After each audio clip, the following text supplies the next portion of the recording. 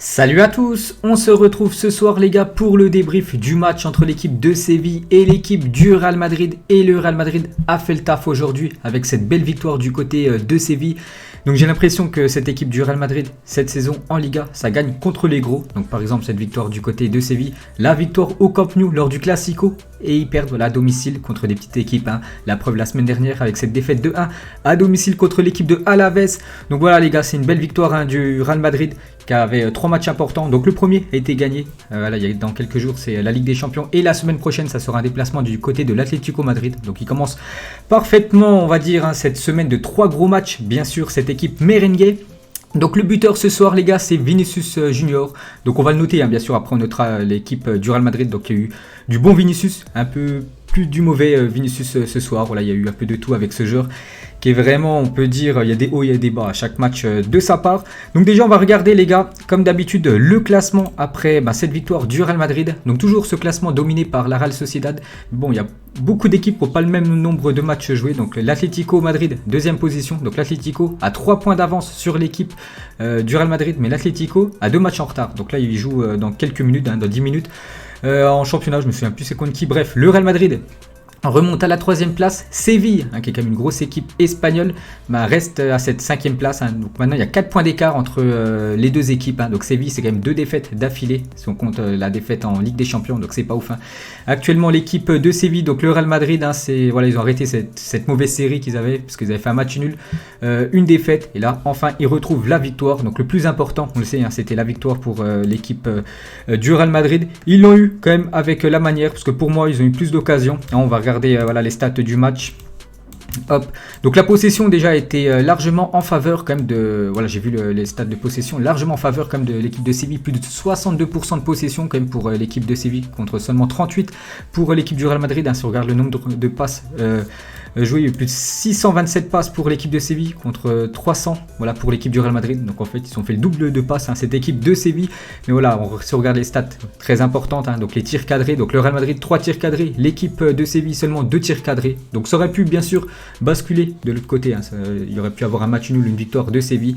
Mais voilà, le plus important, surtout pour Zidane, et pour ces joueurs, c'est la victoire les gars obtenue chez un gros du championnat, cette équipe de Séville, parce que c'est compliqué les gars d'aller chercher des points dans ce stade du FC Séville.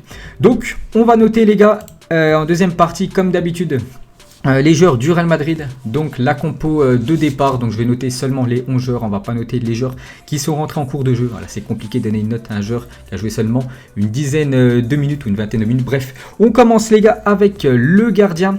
Hop, donc Thibaut Courtois, je vous ai dit, l'équipe de Séville, c'est 2 tirs cadrés ce soir. Donc plus 2 tirs cadrés, je me souviens très bien parce que ça a été des gestes acrobatiques de Luc de Jong, l'attaquant de Séville, et de Ocampos, je crois c'est Ocampos qui a fait un magnifique reprise de volée. Donc à chaque fois il était bien placé Thibaut Courtois. Bon après il n'a pas eu énormément grand chose à faire, mais il était bien placé et voilà ce qu'on lui demande bien sûr. Donc son équipe s'est imposée. Il a fait un clean sheet, donc bien sûr, il a une belle note Thibaut Courtois.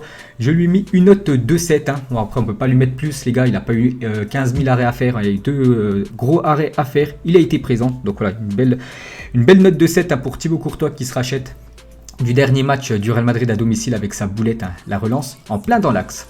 Ensuite, Ferland Mendy, donc lui ça fait plaisir les gars de le revoir titulaire, Mendy, parce que voilà il avait essayé Zidane de mettre Marcelo, mais Marcelo les gars ça va pas côté gauche du côté du Real Madrid, ça allait avec l'époque de Cristiano Ronaldo, voilà tout ça, il y a quelques années, mais maintenant voilà Ferland Mendy est bien meilleur que Marcelo.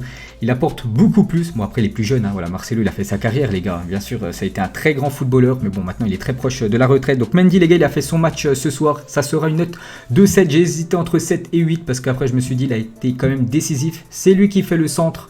Donc, ça s'est joué entre déviation de Karim Benzema pour Ferland Mendy, pour le but, je vous parle, et Mendy, c'est lui qui fait le centre décisif pour Vinicius Junior, donc il est décisif quand même, Ferland Mendy.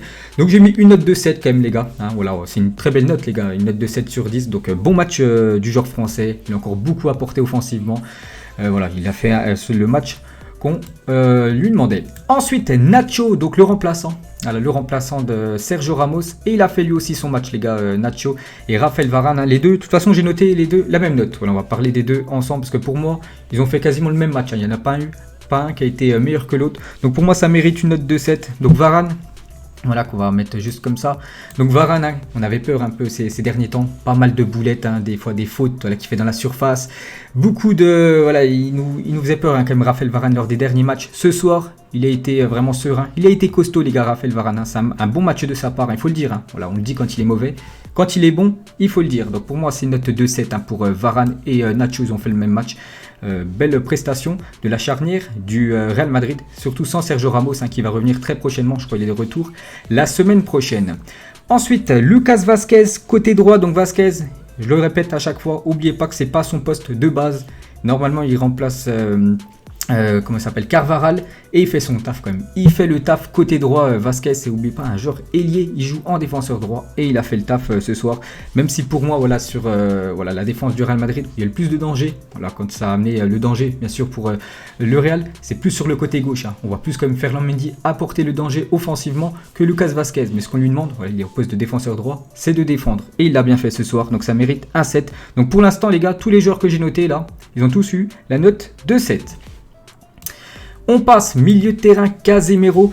Donc le milieu défensif brésilien qu'on n'a pas trop vu les gars ce soir. Hein. C'est vrai qu'on a plus vu quand même un joueur parmi les trois que lui. On l'a un peu moins vu les gars. Casemiro, je me souviens encore de son occasion en début de match où il est à 5 mètres du but. Je sais pas, il essaie de refaire une passe alors qu'il doit tirer. Il prend pas... Voilà, c'est dommage qu'il ne prenne pas sa chance. Donc voilà, pour moi c'est une note de 6 les gars. Un cran dessus par rapport à la défense. Donc c'est satisfaisant quand même. Hein. Voilà, parce que son équipe a gagné. Il a quand même été potable. Hein. Il n'a pas non plus été très décevant. Donc pour moi les gars, ça mérite 6. Casemiro.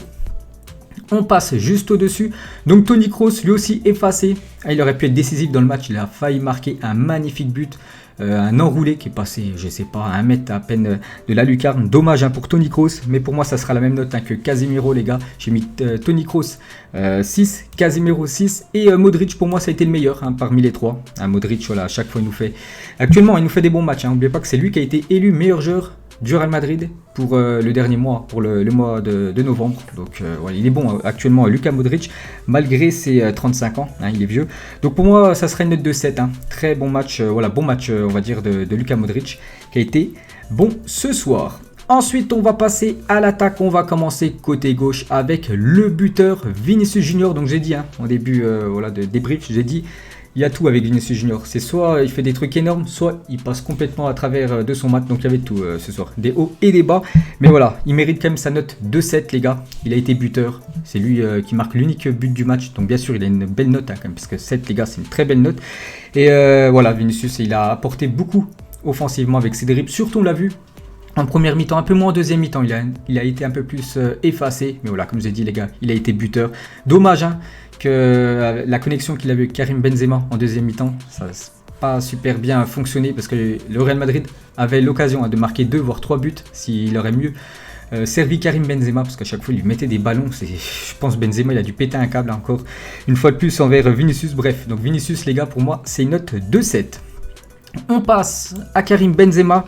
Donc Benzema, on l'a pas trop vu ce soir, hein. Je l'ai dit, Vinicius Junior, il pouvait lui donner des caviars et à chaque fois il lui donnait le ballon dans le mauvais tempo. Donc ouais, il a dû péter un câble, hein, bien sûr, Karim Benzema. Donc pour moi, ce sera une note de 5, on l'a pas trop vu Karim Benzema. Je me souviens de sa frappe en début de match repoussée par le gardien de Séville, sinon on l'a pas trop vu. Après, il a été décisif, hein. Voilà, c'est lui quand même qui fait le décalage pour Ferland Mendy. Après que Ferland Mendy centre pour Vinicius Junior. Voilà, une petite combinaison entre les deux Français et après le but du Brésilien. Donc il est au départ quand même de l'action du but. Mais bon, ça mérite que 5 hein, pour moi. Pour Benzema, c'est un match moyen. Il peut faire bien mieux. L'attaque en français, mais le problème, hein, c'est qu'il n'a pas touché énormément de ballons. Hein. Je pense qu'il a touché à peine 20-30 ballons ce soir.